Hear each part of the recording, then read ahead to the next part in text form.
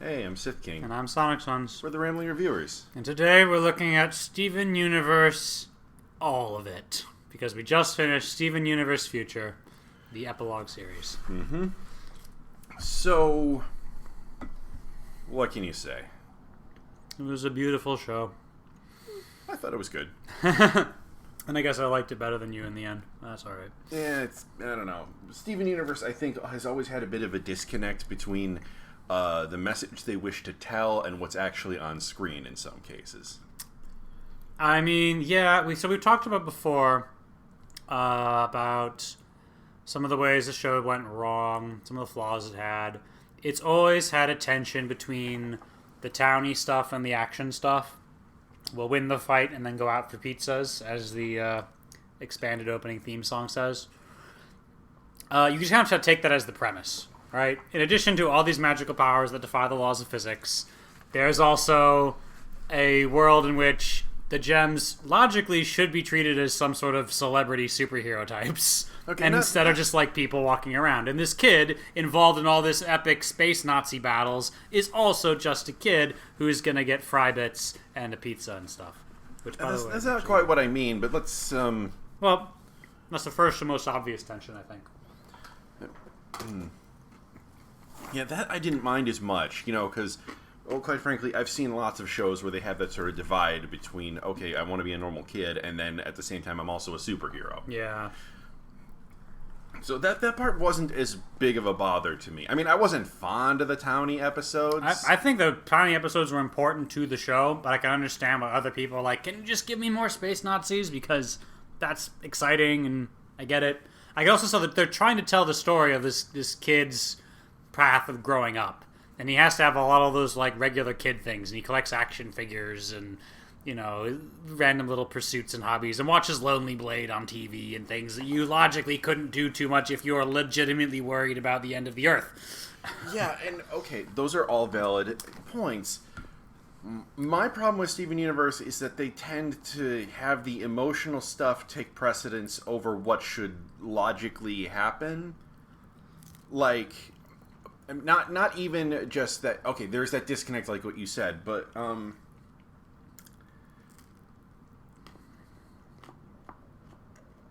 okay. Let's go through Steven Universe Future, and I'll try to point out a few of the moments that I noticed. Okay, so it started with the Steven Universe the movie, which,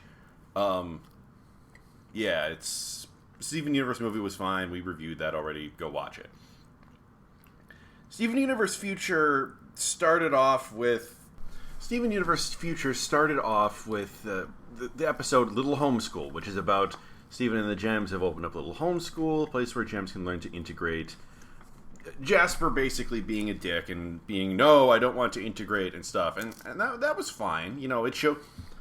Honestly, that's the sort of thing that I expected from an epilogue series. Showing the aftermath of the events. And Jasper is deliberately not integrating into Earth culture. Which fits with Jasper. Then there's Guidance, which really... Guidance starts the real theme of the season, which... It touched on it a little in the first one, when he had his first bits of pink all of a sudden in the first episode, I think. No, the pink is just the window dressing. When the real theme of the thing is, you need to learn how to find yourself and invent yourself. And the first episode wasn't really as much about that. I mean... more like setting the stage for the rest of the thing. Right. But honestly, I think that it was my favorite episode of... The first one or Guidance? The first one, not Guidance. Anyways, Guidance starts to develop that Steven is not necessarily where he needs to be in his life. Specifically, he tries to help Amethyst out with a program that she created to get Gems to do... new jobs that aren't related to their old homeworld jobs. The problem is that all the jobs they got, that Amethyst assigned them, actually had to do with their old homeworld jobs. So Steven says, hey, let's be more creative about it, and 2 out of 3 times that fails, but one time he has a point, so it's like... Exactly one time. Yeah. Larimar proved herself to be a freaking psychopath there. I like to hear their screams. Later it was emphasized, of joy. Screams of joy. But seriously, no one says it like that unless they actually like to hear you scream. I'm gonna put it up to cultural mistranslation between gems and given people. the old gem culture, I'm gonna say that was deliberate. Yeah. Yeah, but it starts off. The theme of this season is that Steven is not where he needs to be, and that people grow up and move on, and Steven needs to do the same. Let's see. Episode 3 is another one that I like because it touches on stuff that we've seen before. It shows the aftermath of something that was a hanging plot thread in the original series. And, that's good for an epilogue series. It's Rosebuds, where all the rose quartzes who look like Steven's mom have been unleashed in the zoo. Except the Zoomans, for some reason, are running the zoo now, and it's traveling the galaxy because people who are essentially like sheep and have been given an FTL drive capable starship are exactly the ones. Wait, no part of this makes any goddamn sense. What else do you expect them to do? I don't know, continue their lives in the zoo while the other gems run the ship? I'm pretty sure if they did that, we would be complaining about bad, broken morals there. Like, I thought it was all about freedom, and here these people are still in a zoo. Okay, then stick them on Earth or something. Don't put primitives who don't know what the spear is in charge of something with a faster-than-light drive. Yeah. Maybe it's got some safety features. Yeah, but Rosebuds delved into, how Steven is dealing with his feelings for his mom, and which was a big part of the previous series. Which, by the way, we gotta mention this at some point. We spent 6 whole seasons wondering, so, why exactly did Rose Quartz decide to have a kid in such manner as essentially caused her death? And it turns out they never did have an answer for that. Yeah, that was annoying. I remember I just leafed through the few pages of the Steven Universe, behind the scenes book, and in the initial pitch it said something about how the other 3 gems, 3 main gems, were confused at why Rose chose this path. So I was like, oh, so there's a secret. Well, the secret is the writers themselves don't really know what the answer is.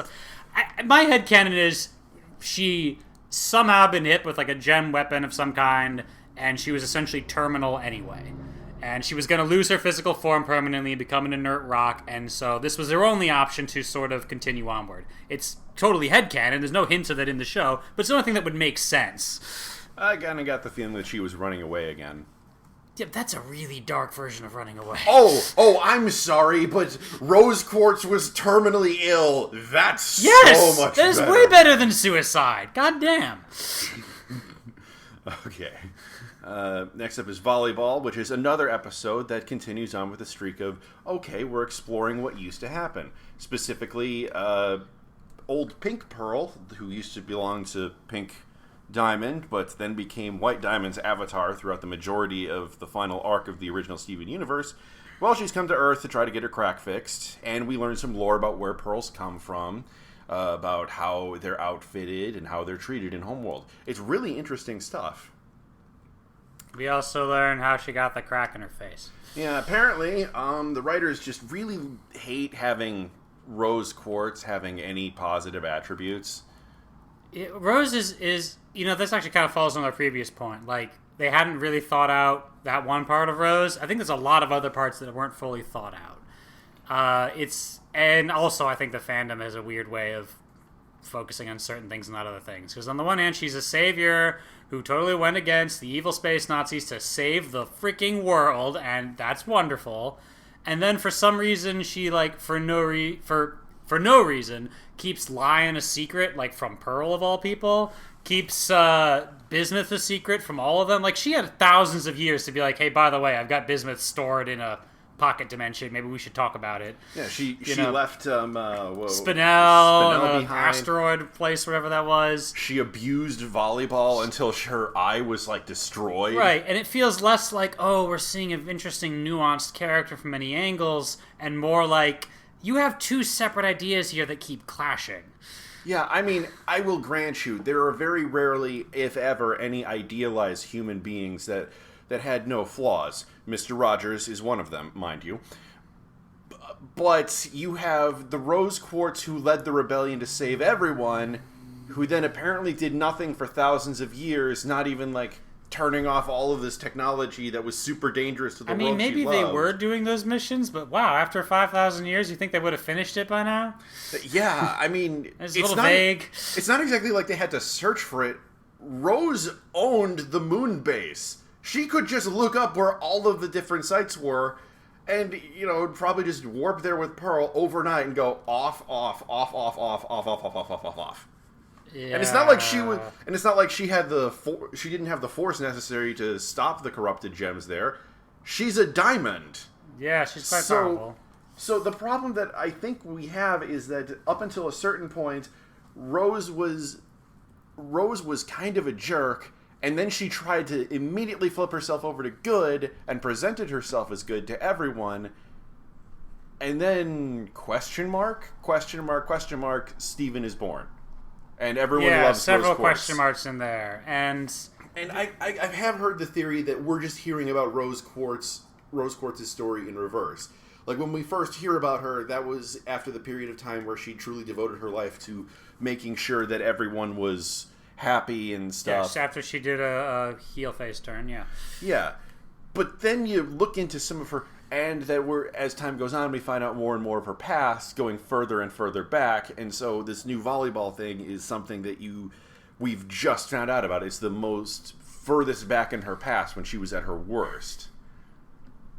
Yeah. But then we're left with odd questions of, like, why did you keep lying a secret? Like, that's not even a good or evil question. That's just like a random, that had to be secret so it could be a cool surprise for Steven to find. You know what I'm saying? Right. Like, it's off theme.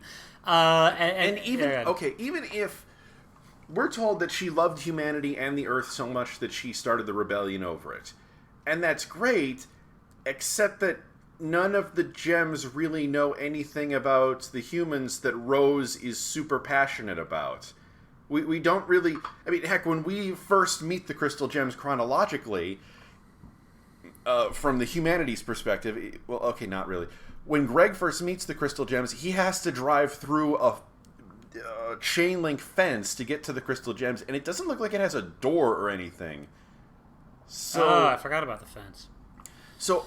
And, okay, Rose even laughs at the concept of Greg understanding her. Why don't you treat me like a person? Yeah, I'm trying to remember exactly what they said, though. I get what they're going for. Rose was their leader, but at the same time, she's a heavily flawed individual. Again, I keep coming back to more of some flaws in the writing versus necessarily flaws in the character, which again, the character is made of the writing. But it's less of like, clearly she's, deserves less respect than we've given her, and more like, no, clearly it's just vague. Clearly it's vague, is what I'm saying, and in not in quite the right way. Now, there's a lot of great episodes of Steven wrestling with how he feels about his mom, and that's interesting, and it could have built up to more of a clear picture by the end. Even just those little bits of, like, when Rose is deciding to fake her own death, because we see that in the flashback thing through Pearl's mind, she's really flippant about it. She's like, oh yeah, blue and yellow just like won't bother, it's fine. And like, am I supposed to believe you were dumb enough to think they would let a rebellion happen and they would allow one of the diamonds to be murdered and they wouldn't be upset about it? Like, yeah, okay, even if you... Okay, let's assume that that's what she thought about her family towards herself. Like, realistically, if you murdered, like, a member of the English royal family, they would descend upon you like a ton of bricks. And not even just because it's the royal family, though admittedly, it is. It's because you just killed, like, an important cultural landmark, social symbol for England. They're gonna retaliate. Right, and then, as we've talked about earlier in our we think it's maybe the end of Steven Universe review, because it was unclear how much more Steven Universe there was going to be. But when we got towards the end there, before the movie came out, we were talking about, okay, so right at the end they're talking about the diamonds as an abusive family system, with the white diamond essentially as like the abusive mom or something, which is a fine idea, but then build that in previously. Build that in when Pink is gonna fake her own death, be it like a very much serious moment. Yeah, I don't want to be a diamond anymore. I don't want anyone to know I was a diamond. I want to disassociate from that family because they're horrible. They've been horrible, not just to the universe, but to me personally. Right? And she didn't have that attitude. It was more like a game. And it's like, well, that doesn't fit with the new backstory that you get kind of retrofitted in towards the end. It's not enough to turn me away from the series entirely. There's still a lot to love there. But, we're reviewers, and we're going to grapple with these things that didn't add up as much. And especially in this thing that's all about emotional maturity and the details of people's feelings and relationships. Those are the flaws that stick out to me most. Yeah. So anyway, that's volleyball. Yep. Next is Bluebird, which is another problem for me. Okay, Bluebird in and of itself is a fine episode. It doesn't really drive this. Okay, you know what's wrong with Bluebird? Right. It's basically filler.